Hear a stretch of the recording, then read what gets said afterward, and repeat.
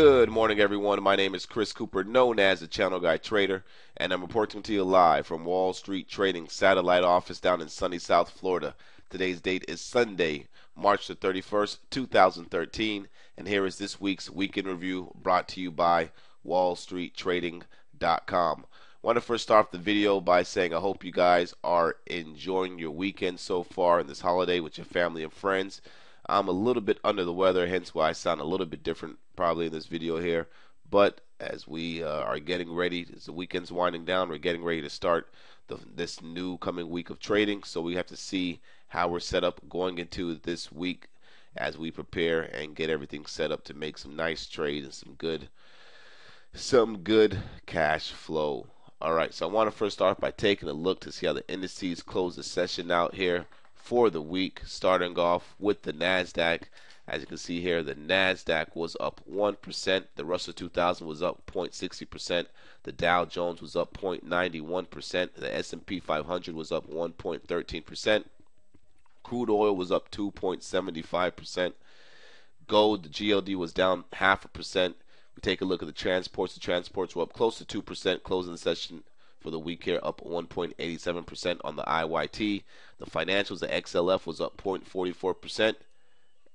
And the semiconductors, the SMH was up 1.95%. So some good action. And if you were long crude oil, that was a nice move for you this week. Same thing for the transports. Transports are moving up with crude oil this week. Pretty interesting. And we have the semiconductors making a nice move this week as well. We'll be taking a look at that sector here shortly. All right, so let's go ahead and take a look at the SPY monthly chart. You can see the SPY monthly chart closed the month out here at 156.67. All right, we have not yet made new all-time highs like some of the other indices there, but the SPY is about $1 off for making new all-time highs. The high for the SPY is 157.52, which comes from October of 2007. So nice little uptrend here on the monthly. You can see we're coming into this little volume pattern right here. We want to see this volume come in, all right, and be higher than the prior 1, 2, 3, 4, 5, 6 weeks or so. If we were to break out this week, we want to see the volume close out on a strong bullish candle, all right, volume candle there. All right, so in any case, we have been up for the past 1, 2, 3, 4, 5 months in a row now. We have been making consecutive highs, so that's definitely bullish. We take a look at the weekly chart. We're still in this nice little upward channel. All right, we're still rising above the following rising 8 EMA, 5 SMA, EMA SMA, 5 EMA SMA on the weekly time frame, which looks pretty good. Again, we got to break past these 156.80s, which is a high from 2 weeks ago, and then we will be looking to make a move towards that 157 level and make new all-time highs on the SPY. The forecasted target on the SPY from this channel is up here around 163.28. As long as we stay above 152 in the short term, I think we're pretty much in good shape. If they were even to sell the market down, 152 will be the level you have to watch. You can tell by the weekly time frame right here. That's a key level. Now, if we take a look at the daily chart is trading in that range that I've been highlighting in the daily market review videos here. I have prior resistance around this 152.25 area. Now acts as support on this side, right? And then so far you can see that the SPY is respecting the 20-day EMA SMA that's rising on the daily time frame here. All right. Again, we got to break past this 156.80 level. Then we'll be looking to make our way up towards those 157.52s. If you take a look at the closing prices here, this week was some chop action this week. However, we did continue to the top side. It was light volume as well because the good, because the holidays. I believe it was Passover, so a lot of people were not trading in front of their screens this week. So in any case here, you can see for the closing prices, we were down 3 days in a row consecutively. Then we were up, then we were down, up, down, up, down, up. So a lot of chop action. We have not had any 2 consecutive follow-through closing days to the top side, as you can see here for the past 1, 2, 3, 4, 5, 6, 7, 8, 9, 10, 11 sessions or so. We've just been closing up, and closing down, and closing up. Higher close confirmed, lower close confirmed, so no consecutive higher confirmed closes here, which would be bullish if you're looking for that confirmation, to get involved here for a possible another swing higher. So we'll see how it plays out. All right, so the SPY is looking pretty decent again. The 153 level is key. 152 on the weekly time frame is key. Short-term resistance around this 157, then 157.52, which is the all-time highs. All right, if we take a look at the triple Qs for the Nasdaq here, of course, the Nasdaq monthly time frame still in this nice little rising upward channel that you guys can see here from the 2009 March lows, which has marked the bottom for the indices. Since then, across the board. Trading sideways in this range between 64.75 and the $70 level here. If we can break above this month's highs around 69.06 and we hold above that level, then we will probably be looking for this next level to get touched right here, which is around 69.72. All right, call it 70. Then the 52-week highs that we need to break past on the triple Qs are around 70.58. So we still have some room there. Of course, you guys know the triple Qs have been lagging. We do have 3 confirmed higher closes on the monthly time frame now, which is a bit interesting compared to the SPY, which has 5. So maybe the Qs could start playing some catch up there. But so far, everything looks pretty much contained and looks good on the monthly chart of the Qs. As you can see here, they have been lagging, for the past couple months, and now we have a nice little green candle close here, which we're looking for that follow through, of course. And again, please bear with me as I'm a little bit under the weather. In any case, triple Q's weekly chart 68 level has been holding for the past 4 weeks or so, ever since we broke past the 68 level. Had a little pause day that following week. Then the week after that, we gapped down. We rallied right back up. This week, we opened a little bit higher, sold off a bit, and then rallied right back up towards the highs. So if we can get a nice move over 69 and hold above 69, I will be looking for this move right here to hit 69.54 and then possibly up towards those 70s. We're still watching this little wedge that we have in play on the weekly time frame. Excuse me. We're still watching this wedge that we have in play on the weekly time frame, which I've been showing you guys on the daily time frame right here as well. And to cancel out this rising bear wedge, we need to break above the 69.65 level or so, maybe even call it 70 and hold. Until then, this wedge can still be in play as we consolidate sideways inside of it here. And right now it looks like we're at a key inflection point. Are we going to be at go time and we're going to hit the top of this channel up here and have a nice little breakout bar on the triple Qs and rally up towards the 69.62 level and then hold above and start trading higher? Or are we even going to attempt to try to touch it, then possibly do a little bull trap and fall back in the channel, which has been happening back here for the year on the triple Qs? Or we're going to break above 69, hold, break above 69.63, hold, and start trading higher. And if the Qs catches some momentum, that could definitely cause a nice little fire underneath the market and get some more participants involved here, which is what's been going on. So the triple Qs are looking pretty interesting, guys. Just keep an eye on the 69 level, keep an eye on the 68, 67, 77 level. Make sure you take note of the rising bear wedge that could be in play if we were to break down out of this little consolidation range. And make sure you take note of if we break above 68, 69, 70 and hold, we'll be breaking above this key trend line right here that's causing this rising wedge to be possibly in play here. All right, and if we break above this level and hold, we could get a nice little move to the top side up here towards this next level of 70.50 from these highs right here from back in September. All right, so a lot of interesting action going on here in the indices. We still have to take a look at the IWM. If you take a look at the Russell 2000, again, trading sideways above this little range right here, trading in a range between 95 and let's call it 93, above this prior resistance, which is now support on this side. And so far, again, we're above the rising 20 EMA estimate. So far, we're just, consolidating and hopefully looking for another smooth move higher in here. That's on the daily time frame, by the way. But take a look at the weekly and the monthly. Of course, monthly is breaking out, looking pretty good. The moving averages are curving up as if this IWM is going to start really taking off. We'll have to wait and see.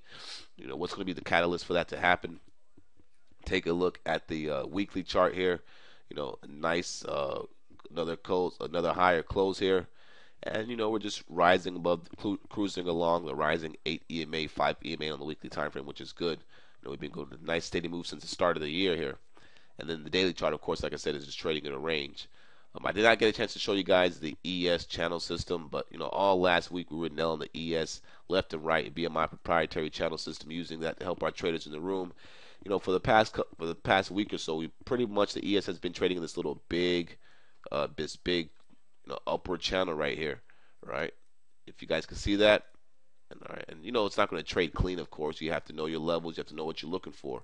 But so far, we've just been trading this big upper channel. Now we're starting to make this little higher lows instead of coming all the way down here.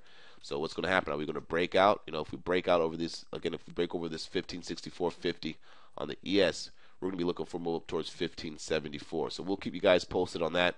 Make sure you go to our Facebook page to see how the channel system plays out and see how we maneuver through the markets with our followers and our subscribers in the My Wall Street TV live trading room. If you'd like to get access to that live trading room, all you have to do is go to wallstreettrading.com and sign up for the 14-day free trial. And if you want longer, if you would like to get more time than 14 days in the room, all you have to do is let me know, and I'll definitely make sure that can happen there, as the room is free currently at the moment. So you're more than welcome to come in and check it out. If we take a look at the dollar futures here, the dollar futures have been having some resistance around the 83.50 level here. All right, let me move this up a bit. The 83.50 has been acting as resistance on the dollar. You can see 82 has been acting as support. So we're pretty much in this little range here between 82 and 83.50. Some short-term resistance that we try to break past right here on the dollar. We broke out on Thursday. We pulled back in on Friday. Right now, we want to see what happens with this dollar. Take a look at the weekly time frame. Some little sideways chop action going on in the dollar right now. Nothing too crazy. If we take a look at the euro dollar, which has some nice selling pressure last week, and trying to get a bounce right now. We did hit my little target that I've highlighted to you guys before of this little trend line right here from the bottom of this little channel right here from the prior breakout, which now acted as support. All right, acted as support again right here from the key trend line. But notice what's going on right here from the closing prices. We are in a downtrend in the euro, which is why we see some money flowing into the dollar. All right, but with this bullish action that's kind of happening in the dollar, we're really not seeing the equity markets sell off. We are seeing them get a little bit more volatile, but we have not seen them sell off yet from that dollar strength, that underlying dollar strength that's coming in the market. However, that could change if we see a big move higher in the dollar and a big move lower in the euro. We'll have to see how the equity markets react to that. All right. So the euro is looking pretty interesting. If we take a look at the VIX, the volatility index, we can see the VIX is still doing the same thing. Take off all these jogs here. VIX are doing the same thing, just chopping around. We've been trading in a range on the VIX, I would say between 14 and this 1225, call it 12 level, this little range right here.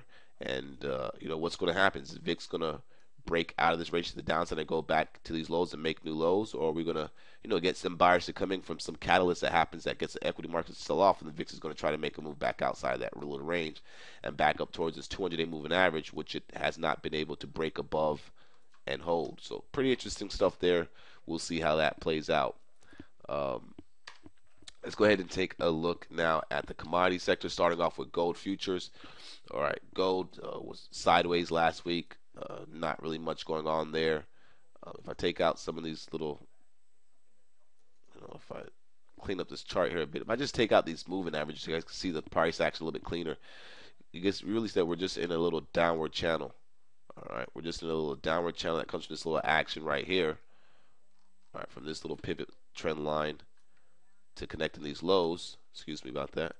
And we're just in a little downward channel. Ever since we got the breakdown from the top of the channel, we came right back to the bottom of the channel. We held it. We rallied up a bit. We were not able to make a move to the top of the channel. We pretty much had some trouble breaking past this resistance at 1620. So you gotta ask yourself, if you're a gold bug, is this going to be a little lower highs off of this lower high right here? This is a double top off of this lower high action, which is actually a little bit more bearish, I would say. And then you have to expect to move back down towards the bottom of the range of 1560. And then if that was to happen, you would say, okay, this is possibly indicative for a move lower, because we would have then a down move, a little sideways action breakdown. You guys get what I'm saying there? Take off the jogs a bit here. So you see the channel right here. All right. Just trying to make this a little cleaner for you guys so I can see what I'm looking at. Lower high, lower high, lower high, lower high, lower high. But right here now we're shaping up a range. And if we were to break down, we would be looking for gold to make a move back down towards 1560. If we were to break 1560, we'll be looking for a move down towards 1520, which I think would be a good buy entry. Right. However, if we consolidate a bit up here, holding the upper 50% range, then we'll be looking for a move higher in gold for a breakout of that little downward trend line. So a lot of interesting things going on in gold right now. Right now, it's really just a time to step away and wait to see what happens here. Now, I know a lot of you people out there watch GOD as well to watch the gold future. So let's go to take a look at the GOD. GOD, same thing, of course, just chopping around sideways. And you know what? I made a mistake. I did not get to go over the weekly action with you guys in the gold futures. So let me bring that up real quick and take a look at the weekly chart. As this is a weekend review, so we like to take a look at the weekly and the monthly time frames as well. So the monthly time frame on the gold futures, you can see is trading sideways. All right, sideways action there. Take a look at the weekly. The weekly time frame still has a little downward channel in it. We did, ever since we broke back below that 1642 level right there, that is a level that has caused us to get bearish on gold, right? And now we bounced near the bottom of that range down there, which you can see for the past, the past 3 weeks, we've been holding above that 1566 level.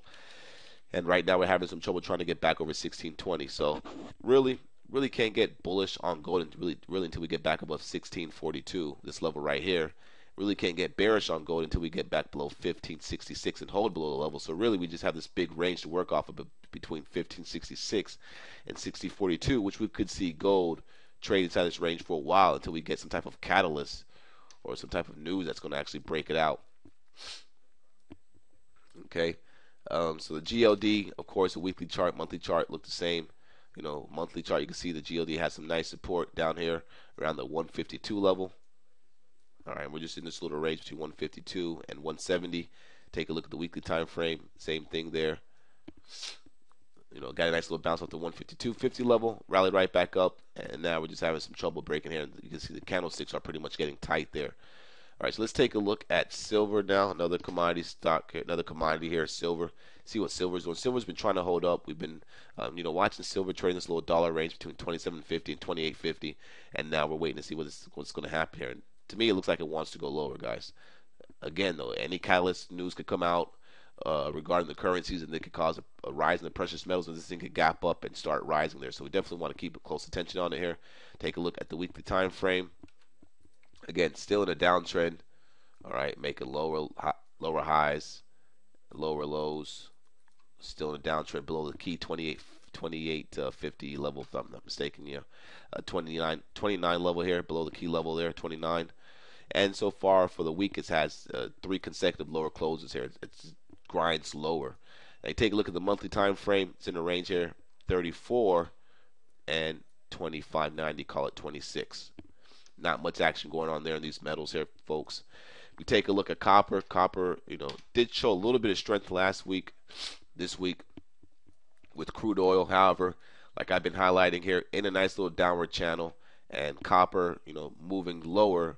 What is that telling us about the global economy? What is that telling us about these homes that need a lot of copper to get built and stuff like that? So what is copper telling us? Basically, what you want to be asking yourself. And you want to watch the stocks, FCX, SCCO. Those are the 2 copper stocks that I watch. You want to watch those stocks to see how they trade and how they're trading.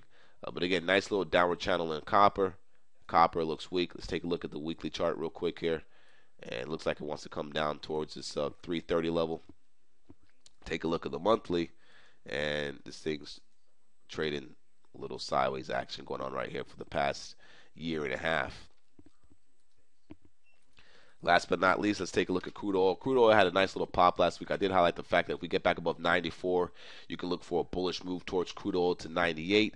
That's exactly what's happening, folks. The best way to play that would have been to get long some crude oil if you trade the futures, or to get long the USO, which is crude oil ETF. Either way, we were spot on this thing here, looking for a move above 94, highlighting that back above 94, you can see a nice expansion move towards 98, folks, and that's what we're doing right now, making our way towards 98. We break above 98, we're going to be looking for 99.50 and higher. If you take a look at the monthly time frame, I've been mentioning the fact that we're expecting a big move in crude oil this year. As you can see, the tightening of a nice little triangle pattern going on right here. And so far, it looks like the mechanics underlying here looks like they may be telling us that we're going to break to the top side here. Excuse me. So we'll wait and see. Weekly time frame telling us we broke this little downward channel. The back test. Excuse me. A little bit sick here. This weather change over here in South Florida has been getting a lot of people under the weather. In any case, nice little downward trendline momentum. We broke out. We back test held. We did highlight that back test to watch that for a hold. That did happen, and we've been rising since the past 4 weeks of trading here. And now crude oil is going to be looking to break past this 98 level for a move up here towards 102. We have to keep an eye on that, because if that happens, that's definitely going to be putting some pressure on us consumers at the pump. and it's going to be expecting our discretionary income that we have to spend on other things that we like to spend it on. So keep that in mind as well, folks. USO, if you trade the USO, this thing's back above that $33 level there. Now it's back inside this little range, and if the market continues to go higher, we're going to be looking for this USO to make its way up towards 35.50, folks. All right, let's talk about some stocks now. And we'll be talking about some more stocks tonight in the live chart session tonight at 9:30 p.m. in the mywallstreettv.com trading room. To get access to that, you want to make sure you have your 14-day free trial ready to go. All right, so anyway, Apple's looks like it wants to sell back down here. We highlighted the fact to get long Apple up here after this move was not smart, that you want to wait for the pullback to some better levels to work off of, which looks to be around the 437.60 level. Then we have the gap fill around 432.67. We break below that, you're looking for a move down here towards 420. If you look at the weekly time frame, this thing's still in a downtrend, guys. Take a look at the monthly time frame. This thing is, for the month, it just had a pause candle, letting you know that some people are taking some profit from the shorts. Some people are trying to attempt to maybe dip in here and get long. A good level to really get long against would be down here around the 380 level, or better yet, around this nice level around here around 351, which means that this thing could go down another $90 or so if it really wanted to, and if people wanted to sell it down to that support level. All right. You take a look at Amazon. Amazon's been trying to hang above there. It needs to get back above really those 270s. But, it has been trying to hang in there. You can draw this little key inflection trend line right here, this nice little downward channel. Again, if you guys recall, this thing tried to make a little move up, a little sideways consolidation for a flag, but then it failed off of that Foxconn factory news, sold off, and now buyers are coming right back in. Amazon looks pretty good on the daily chart. Weekly chart, again, recovered that 260 level there.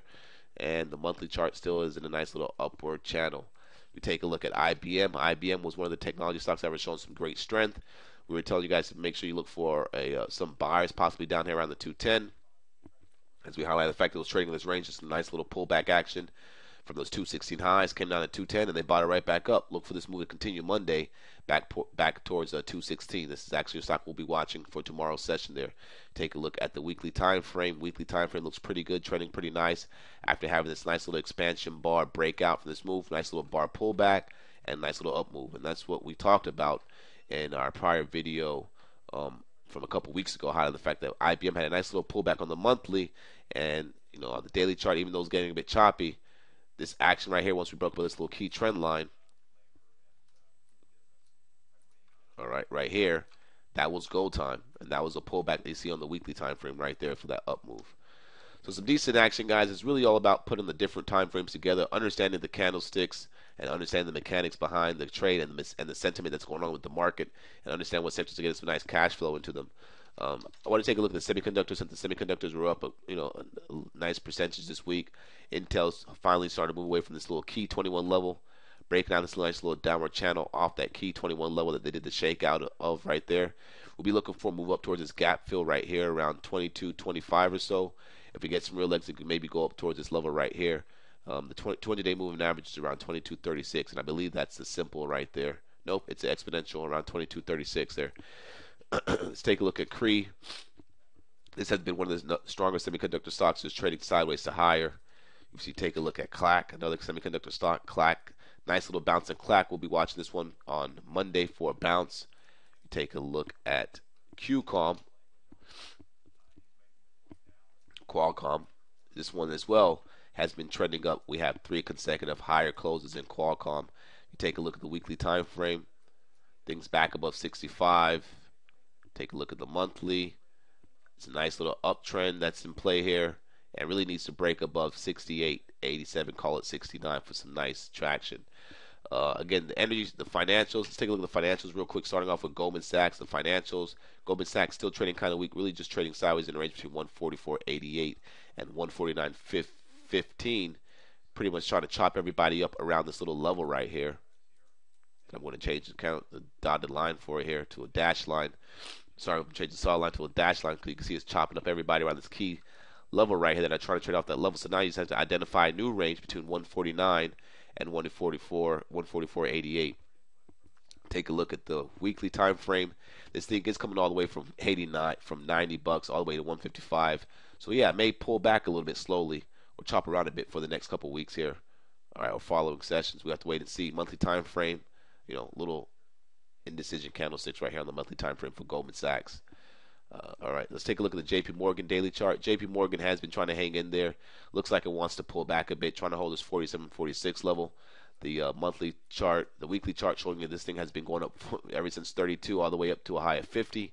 All right, and then monthly time frame has a little inverted hammer right here that we have to basically keep on watch because this thing could be telling us that it wants to pull back in a bit. All right, we take a look at the next key bank, Citigroup. Then we'll take a look at Bank of America here real quick. Citigroup coming in. You want to watch Citigroup around this 43.34 level. Why? That was a key level from before we tried to break out. We pulled back in, grabbed back above it. So that's a key level to watch on this stock for the year. 43.35 or so, call it 43. We definitely expect some buyers to come in around that level. We break below that level, and then we could hold below that level. You want to be looking for a move back down towards 42 and then 41. But 43.34 should be a good level to watch on Citigroup. It also lines up with the attempt with another touch of the 50-day simple moving average and exponential moving average around 43.64, which last time we went towards those 50-day simple moving average and exponential moving averages, we held them and we rallied higher. So we want to see if the same thing happens this time. All right. And let me take a quick look at the weekly chart. All right, and a quick look at the monthly chart. Monthly chart looks all right there. And last but not least, Bank of America. See what this one's doing. Bank of America pulling back in ever since it broke back below that key 1244 level. May pull back in a bit more. Monthly chart looks interesting still. Still holding above the moving averages. Weekly charts pretty much just trading sideways here. A little bit holding above that $11 level there. Try to break out past 1250, but then it failed. Pull back in for the month. All right, some key energy stocks. Chevron has been a nice little strong stock, pulling back in a bit right now. Want to watch to see what it does at this 118.56 level. Actually, may want to pull back. If the market was to pull back, this thing may try to pull back all the way back to 115. To be honest with you guys, and kind of back test this little area right here, put it in a higher low to work off of this little pivot right here. So we'll see how that plays out. Weekly time frame still decent, just a little pullback week. Monthly time frame still looks pretty good as well. ExxonMobil was a stock that I was telling you guys to watch to see if it wants to catch up with Chevron, and it's trying to, but it's having some trouble at the key trend line that I highlighted to you guys here around the 90.75 level. But as long as we can hold above 90, this thing could consolidate a bit here and still look for a move higher. Weekly time frame still looks pretty decent. As you can see, it was trading sideways in that little range there. And the monthly time frame still looks pretty decent as well, trading sideways, trying to get a bounce there. All right. Take a look at another strong stock, kind of in the financial sector. Well, yeah, in the financial sector. Visa highlighted this stock on Monday for a breakout. This stock broke out over 162.60 and then hit our target of 170 all in 1 week. Those call options, by the way, were up well over 1,000%. So this is one of the trades that we called out to our followers and our subscribers. A couple of guys in the room were along the weekly calls from Monday, and they made out pretty well from our call to buy Visa. Then we also said if Visa's rising, you want to watch MasterCard. MasterCard did not make a nice move on Monday like Visa did. However, that told you to watch MasterCard for the following days. And you can see here Tuesday, Wednesday, Thursday, breakout, guys. All right, credit card companies were in play for from Monday to Friday. Sorry, Monday to Thursday, with Visa being the leader, MasterCard being the next one to follow, and then AXP, which trades in the Dow Jones, being the next one to follow. Which of course you can't look for a big move in this one, but just knowing that the financial credit card sector is in play there. These made some good cash flow trades, with Visa being number one, MasterCard number two, American Express number three. Let me take a look at Discover Card Financial. Did this one pop up as well? No, this one was trading sideways. So those were the main ones. In any case, folks, hope you guys have a good Easter day with your family. I'll catch you guys. Catch you guys tonight, 9:30 p.m., and I'll catch you guys tomorrow morning in the chat room. Make sure you follow us on Facebook. Follow us on Google Plus, which is our new community that we started at Wall Street Trading. Make sure you follow us there. We're going to be posting a lot of exclusive news and exclusive trades there. And of course, we have some new upgrades coming to the website pretty soon. Make sure you stay tuned.